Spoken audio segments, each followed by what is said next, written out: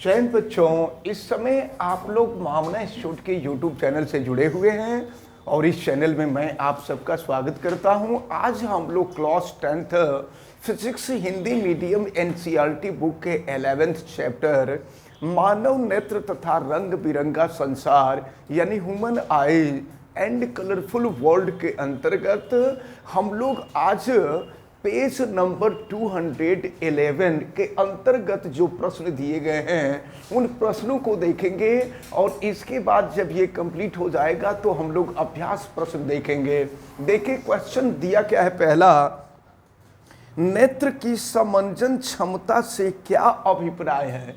तो समंजन क्षमता के बारे में हम लोगों ने बताया था, हमने पहले बताया था कि मानव नेत्र के नेत्र लेंस की वह क्षमता जिसके कारण आवश्यकतानुसार वह अपने फोकस दूरी को बढ़ा लेती है या घटा लेती है, तो इस क्षमता को ही हम मानव नेत्र की समंजन क्षमता या नेत्र की समंजन क्षमता कहते हैं। तो ये पहले क्वेश्चन का आंसर था। अब इसके बाद दूसरा क्वेश्चन हम लोगों को देखना है। निकट दृष्टि दोष का कोई व्यक्ति, सबसे पहले तो हम लोगों को ये जान लेना जरूरी है कि निकट दृष्टि दोष में निकट की वस्तुएं दिखाई देती हैं, दूर की वस्तुएं दिखाई नहीं देती हैं। और अगर किसी व्यक्ति को निकट दृष्टि दोष हुआ हो तो उसके लिए उचित फोकस दूरी के अवतल लेंस से बने हुए चश्मे की ज़रूरत पड़ती है। ये सारी चीज़ें हम पहले आपको बता चुके हैं। फिलहाल देखते हैं क्वेश्चन में क्या दिया हुआ है। निकट दृष्टि दोष का कोई व्यक्ति 1.2 मीटर से अधिक दूरी पर रखे वस्तुओं को सुस्पष्ट नहीं देख सकता है। यानी 1.2 मीटर से अधिक दूरी पर अगर कोई वस्तु रखी गई है तो वह दिखाई नहीं दे रही है। इसका मतलब निकट की वस्तु तो दिखाई दे रही है लेकिन दूर की वस्तु दिखाई नहीं दे रही है। इस दोष को दूर करने के लिए प्रयुक्त संशोधक लेंस किस प्रकार का होना चाहिए। तो हमने आपको अभी बताया कि जब किसी व्यक्ति को निकट दृष्टि दोष होगा तो निकट दृष्टि दोष को दूर करने के लिए हम उचित फोकस दूरी के अवतल लेंस से बने हुए चश्मे का प्रयोग करेंगे। तो ये क्वेश्चन नंबर 2 का सलूशन हुआ। अब हम देखते हैं क्वेश्चन नंबर 3 क्या कहा जा रहा है। मानव नेत्र की सामान्य दृष्टि के लिए दूर बिंदु और निकट बिंदु नेत्र से कितनी दूरी पर होते हैं। तो हम आपको ये भी बता चुके हैं कि निकट बिंदु जो होता है यानी स्पष्ट दृष्टि की न्यूनतम दूरी जो होती है वो 25 सेंटीमीटर होती है और अधिकतम दूरी जो होती है वो अनंत होती है। ये भी आपको पहले बताया जा चुका है। अब इसके बाद हम आते हैं क्वेश्चन नंबर 4 पर। क्वेश्चन नंबर 4 में दिया हुआ है अंतिम पंक्ति में बैठे किसी विद्यार्थी को, यानी कक्षा के सबसे पीछे वाली पंक्ति, सबसे पीछे वाली लाइन में कोई विद्यार्थी बैठा हुआ है और उसको श्यामपट्ट पर पढ़ने में कठिनाई हो रही है। सबसे पीछे बैठा हुआ है और श्यामपट्ट पर लिखा हुआ बढ़िया से वो पढ़ नहीं पा रहा है। तो इसका मतलब ये हुआ कि श्यामपट्ट कक्षा में बहुत अधिक दूरी पर तो होता नहीं है, और अगर बहुत अधिक दूरी पर नहीं होता है इसका मतलब ये हुआ। लेकिन एक चीज और समझ लीजिए, आपसे कहा जा रहा है कि अंतिम पंक्ति में बैठे किसी विद्यार्थी को श्यामपट्ट पर पढ़ने में कठिनाई हो रही है। तो अब चूंकि क्लास जो होता है, क्लास में सबसे पीछे वाली जो पंक्ति होगी उसकी दूरी कम से कम 10 मीटर तो होगी ही, कम से कम 10 मीटर होगी। लेकिन जब निकट दृष्टि दोष होता है तो लगभग 1.5-2 मीटर के बाद की ही वस्तुएं नहीं दिखाई देती हैं। इसका मतलब ये हुआ कि उस विद्यार्थी को निकट दृष्टि दोष है, दूर दृष्टि दोष नहीं है। तो यह विद्यार्थी किस दृष्टि दोष से पीड़ित है। तो निश्चित रूप से इस विद्यार्थी को निकट दृष्टि दोष है। वो बोर्ड पर नहीं पढ़ पा रहा है, ऐसे क्वेश्चन आपसे कंपटीशन में भी पूछे जाते हैं। इसको आप दिमाग में रखे रहिएगा कि उस विद्यार्थी को निकट दृष्टि दोष है, इसे किस प्रकार संशोधित करेंगे। तो निकट दृष्टि दोष का संशोधन करने के लिए उचित फोकस दूरी के अवतल लेंस का प्रयोग करके या अवतल लेंस के चश्मे का प्रयोग करके हम निकट दृष्टि दोष का संशोधन कर सकते हैं। तो इस प्रकार ये जो हम लोगों ने पेज नंबर 211 के जो क्वेश्चन थे, केवल 4 ही क्वेश्चन थे और चारों क्वेश्चंस को हम लोगों ने देख लिया। अब इसके बाद हम लोग अभ्यास प्रश्नों को देखेंगे। अब हम लोग देखेंगे अभ्यास प्रश्न। अभ्यास प्रश्न में पहला क्वेश्चन आपको दिया हुआ है, मानव नेत्र, और ये देखें यहाँ बहुविकल्पी प्रश्न, इसको देखना होगा। मानव नेत्र अभिनेत्र लेंस की फोकस दूरी को समायोजित करके विभिन्न दूरियों पर रखी वस्तुओं को फोकसित कर सकता है। ऐसा हो पाने का कारण क्या होता है? तो इसी को तो हम मानव नेत्र की समंजन क्षमता कहते हैं।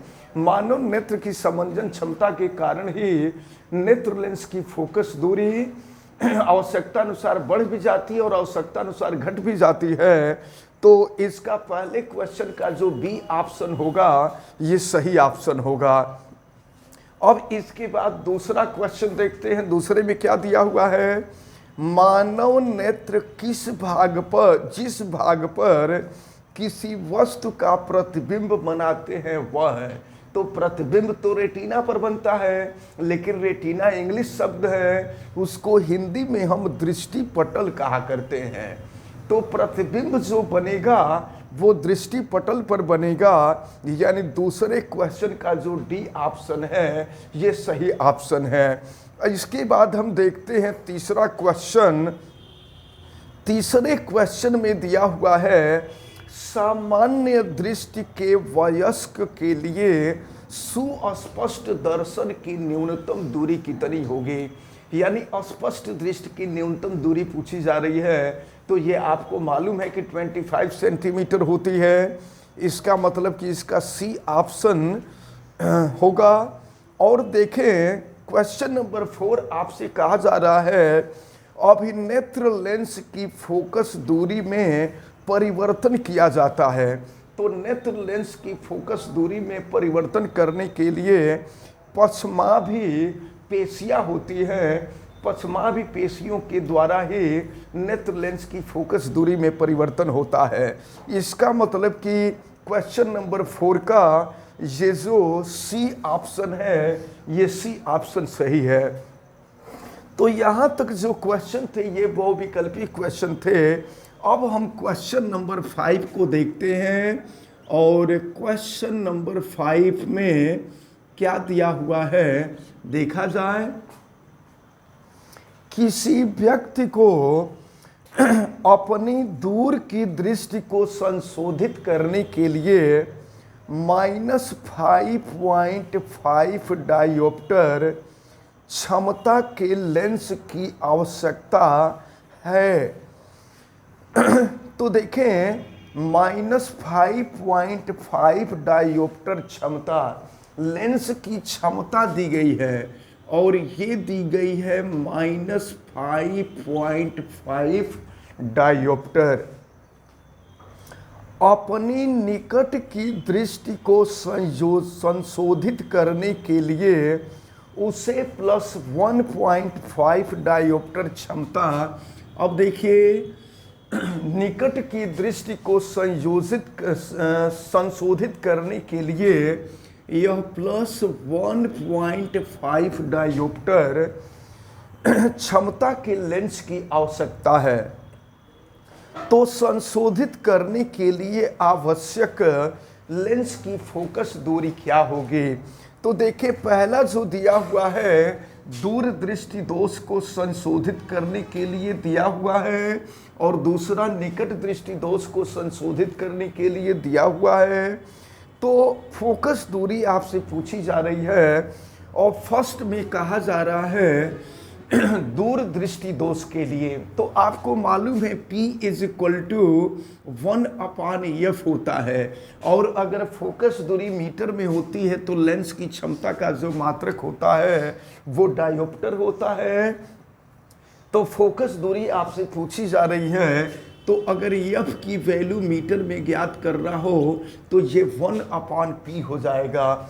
और तो चलिए इसको सॉल्व करते हैं। 1/p -5.5, और ये जो वैल्यू है ये मीटर में आएगी, तो मीटर को हम सेंटीमीटर में कन्वर्ट कर लें। तो मीटर को सेंटीमीटर में कन्वर्ट करने के लिए 100 से मल्टीप्लाई करते हैं, तो ये हो जाएगा -1/5.5 और इनटू हो जाएगा 100। एक काम करें, ऊपर नीचे 10 से गुणा कर दें, तो ऊपर 10 से गुणा करेंगे 10 हो जाएगा, नीचे 55 हो जाएगा, और फिर 5 से कटा दीजिए तो ये 5 दूना 10 हो जाएगा और ये 11 हो जाएगा। फिर 2 का आप 100 में गुणा कर देंगे तो ये -200 अपान हो जाएगा 11। अब जो है यहाँ 11 से भाग दे दीजिए, तो जितना आएगा उतना ये वैल्यू सेंटीमीटर में होगी। अब इसके बाद दूसरा आपसे कहा जा रहा है निकट दृष्टि दोष के लिए। तो निकट दृष्टि दोष के लिए फार्मूला फिर वही होगा, सेकंड वाला पार्ट, ये f और ये मीटर में होगा, तो 1/p की वैल्यू जो दी गई है 1.5, और ये डिस्टेंस जो होगा मीटर में होगा। और फिर देखें, अब इसको हम सॉल्व करने के लिए ऊपर नीचे 10 से मल्टीप्लाई करते हैं, तो 10/15 हो जाएगा, और मीटर को सेंटीमीटर में कन्वर्ट करने के लिए यहाँ 100 से हम मल्टीप्लाई कर देंगे। और देखें इसको कटाते हैं, 5 से कटा दीजिए, 5 दूना 10 और 5 तिहाई 15 हो जाएगा। फिर 100 का 2 में गुणा कर देंगे 200, और नीचे हो जाएगा 3। फिर 200 को 3 से डिवाइड कर दें, और पहले वाले में 200 को 11 से डिवाइड कर दें, तो ये वैल्यू निकल जाएगी, और ये जो वैल्यू आएगी यही हम लोगों का आंसर होगा। तो इस प्रकार जब आपने डिवाइड किया तो ये पहला वाला 18.18 आया। अब चूंकि 8 जो है 5 से बड़ी राशि है, तो इसको हम चाहें तो 18.2 सेंटीमीटर भी लिख सकते हैं। और फिर यहाँ पर देख रहे हैं ये 66.666 करके आएगा, तो एक 6 को चूँकि 5 से बड़ी संख्या है उसको 1 मानकर पहले वाले में हमने किया तो 67 हुआ। लेकिन अगर आप इसको भी हटाना चाहते हैं तो 66.7 सेंटीमीटर हो जाएगा। तो इस प्रकार ये जो क्वेश्चन नंबर 5 है, ये क्वेश्चन नंबर 5 कंप्लीट होता है। अब नेक्स्ट टर्म में हम लोग इसके शेष क्वेश्चन हैं उन क्वेश्चंस को कर लेंगे, तो ये चैप्टर आपका समाप्त हो जाएगा।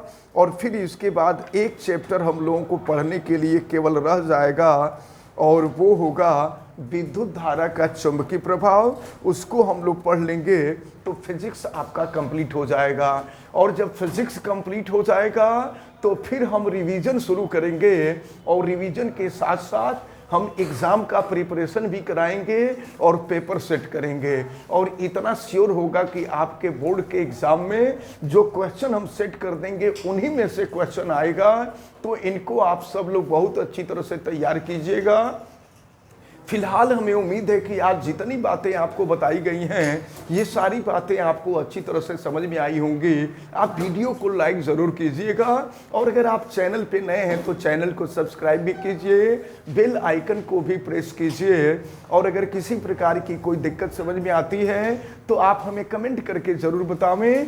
वीडियो को मैक्सिमम स्टूडेंट तक शेयर करें। आप सभी लोगों का बहुत बहुत धन्यवाद। जय हिंद।